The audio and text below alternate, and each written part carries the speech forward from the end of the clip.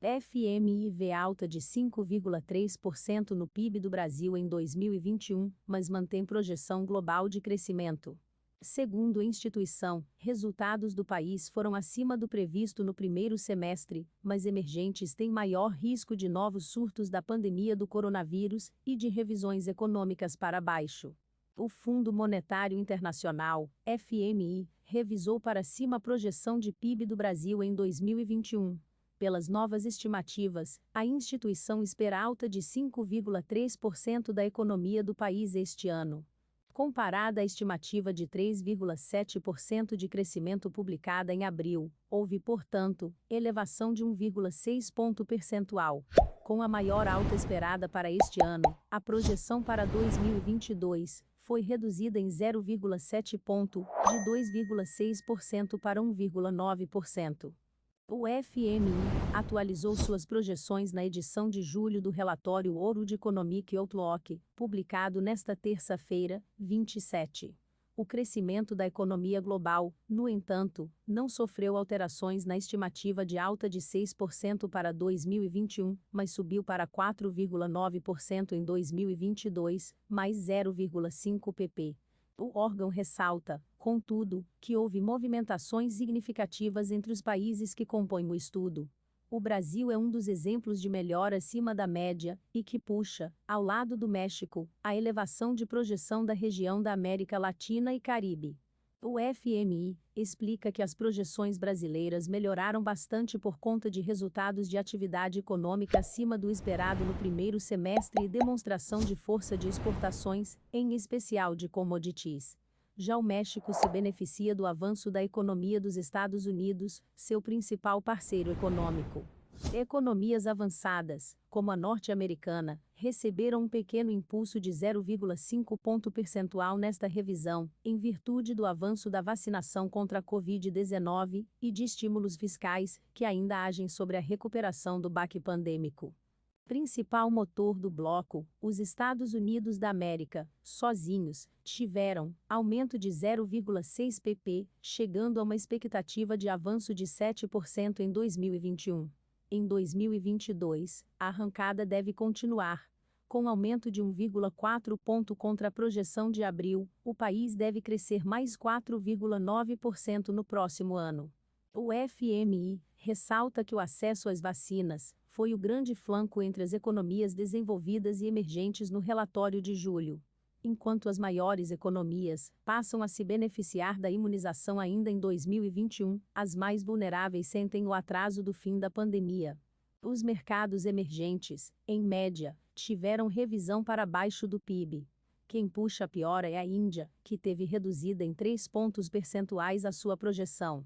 O país teve forte queda de 7,3% em 2020 e deve registrar recuperação para uma alta de 9,5% em 2021.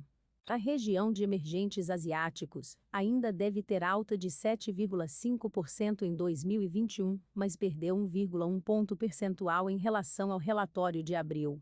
A China também teve leve revisão para baixo, de 0,3 pp. A alta esperada é de 8,1% neste ano. O FMI novamente levanta como condicionante para uma recuperação econômica global o controle da pandemia da Covid-19.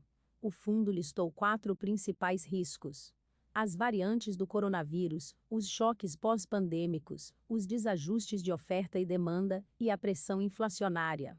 As variantes destacam-se como preocupação. O FMI lembra que não há garantia de uma recuperação econômica estável, enquanto a vacinação não estiver amplamente disseminada. O exemplo máximo é o Reino Unido, que atrasou a plena abertura da economia por conta do impacto da variante Delta na curva de contágios pela doença. Não bastasse, países com baixa cobertura vacinal podem ser palco de formação de novas variantes, entre as quais alguma que possa escapar da imunidade provocada pelas vacinas já desenvolvidas. Abre aspas. A prioridade imediata é distribuir vacinas de forma equitativa em todo o mundo.